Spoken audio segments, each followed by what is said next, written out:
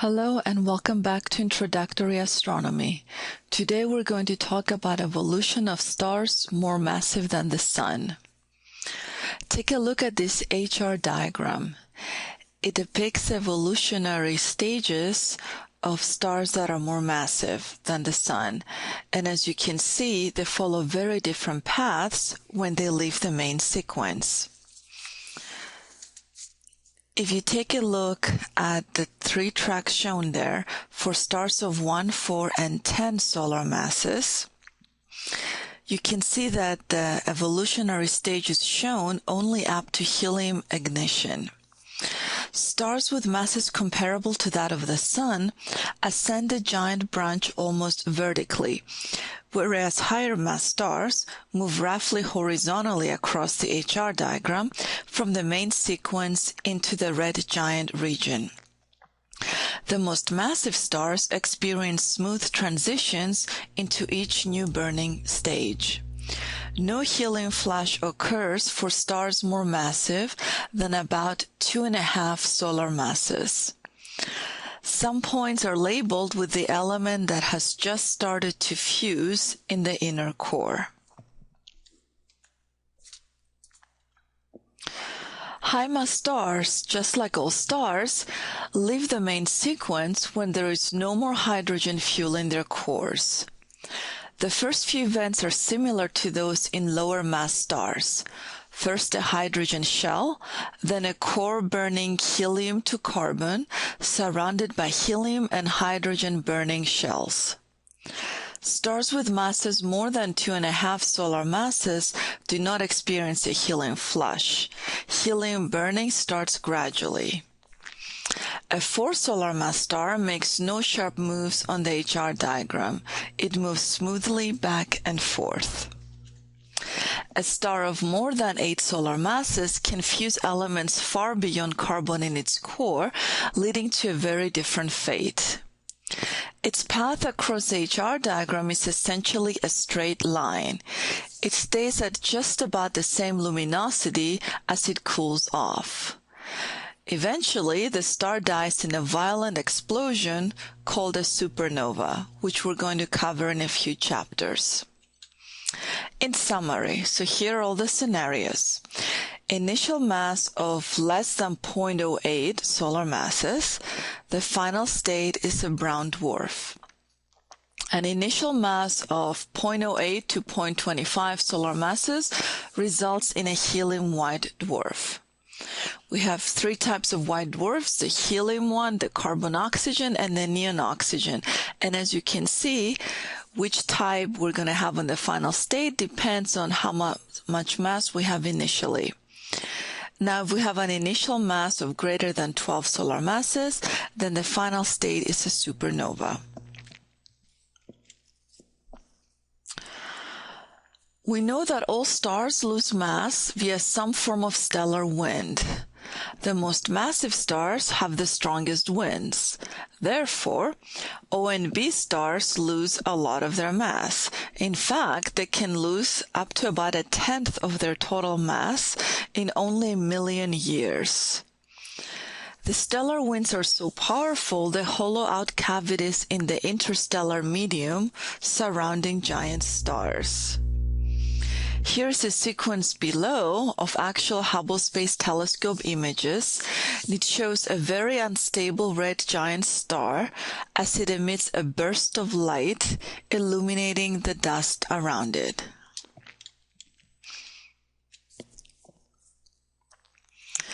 Let's take a look at stellar evolution within star clusters. The following series of HR diagrams shows how stars of the same age but different masses appear as the whole cluster ages.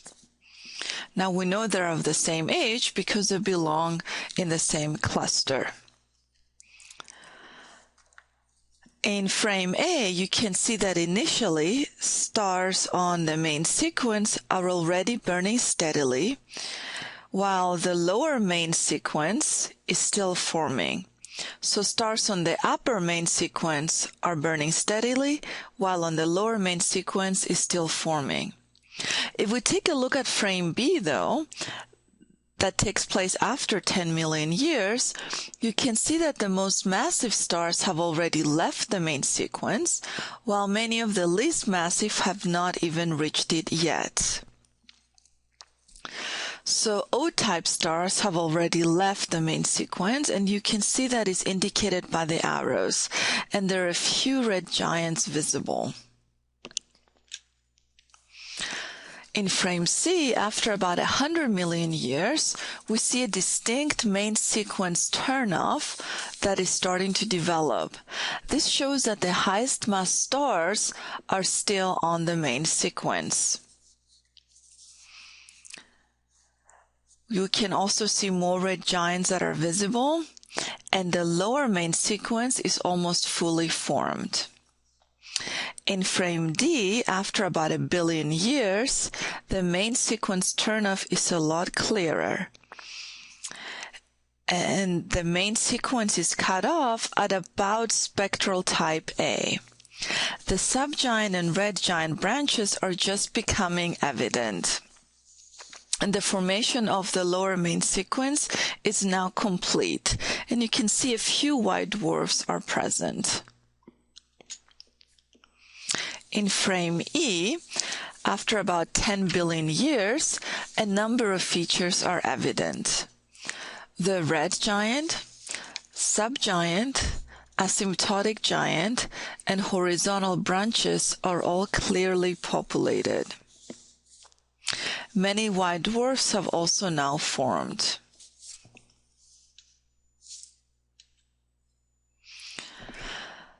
This double cluster, H and Chi Persei, must be quite young. So we see the visible image in frame A and its HR diagram in frame B. Once we plot the stars in that cluster on the HR diagram, we see that it can't be more than about 10 million years old. And if you take a look very closely, even though it's very young, most massive stars have already left the main sequence. You can see that on the upper right. This is a picture of the high-disk cluster, and it's also rather young. If you look at frame B, its HR diagram indicates an age of about 600 million years. A few of the massive stars have already become white dwarfs. The high-disk cluster is about 46 parsecs away in the constellation Taurus, and it is visible to the naked eye. This globular cluster, 47 Tucanae, is about 10 to 12 billion years old, so much older than the last two examples. If you take a look at the HR diagram on frame B, fitting its main sequence turnoff and its giant and horizontal branches to the theoretical models that we have, we see that its age is about 12 to 14 billion years, and this makes it one of the oldest known objects in the Milky Way galaxy.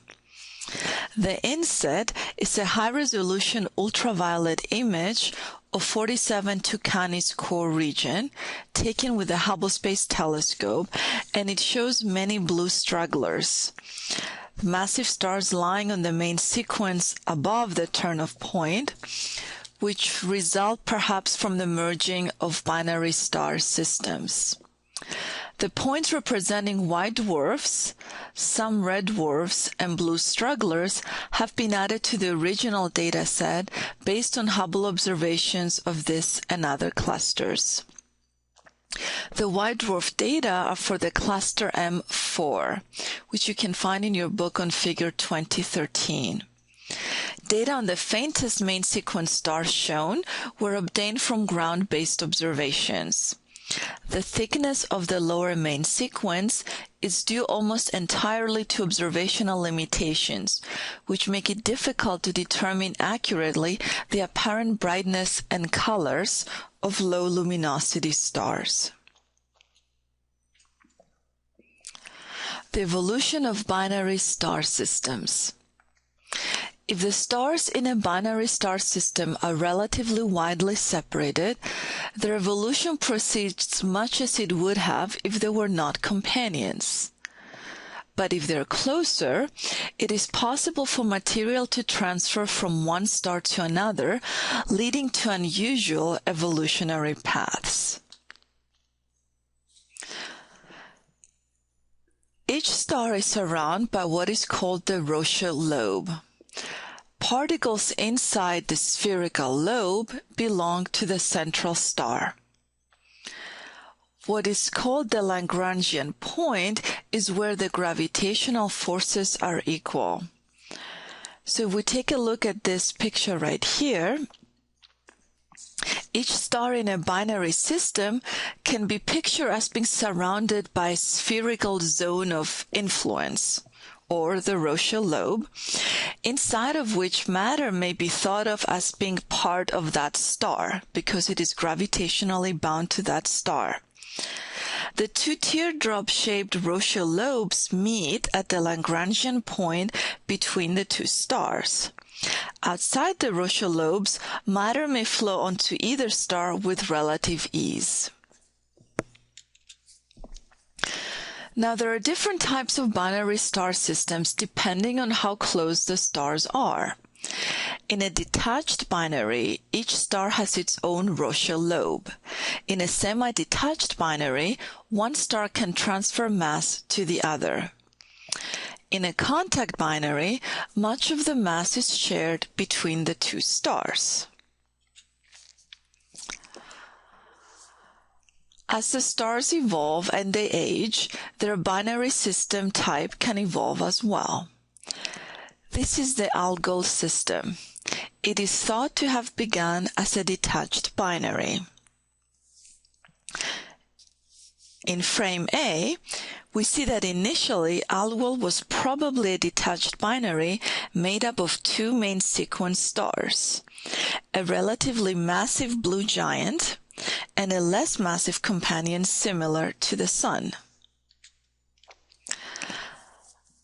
But as the blue giant star entered its red giant phase, it started to expand.